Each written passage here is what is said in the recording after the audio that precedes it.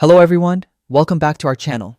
Today, I'll show you how to add your USAA card to your Apple Wallet quickly and easily so you can make payments without carrying your physical card. First, make sure your iPhone is charged and connected to the internet. Then, open the Wallet app on your device. Next, look at the upper right corner of the screen and tap the plus icon to add a new card. Now, you'll see options to add a debit or credit card. Select the appropriate option to add your USAA card. You have two ways to enter your card details. Manually, type in your card number, expiration date, and CVV code carefully. Using your camera, position your card within the frame and let your iPhone automatically capture the details. Make sure you're in a well-lit area for best results. After entering your card information, Apple may require additional verification for security. This usually involves entering a one-time passcode sent to your registered email or phone number.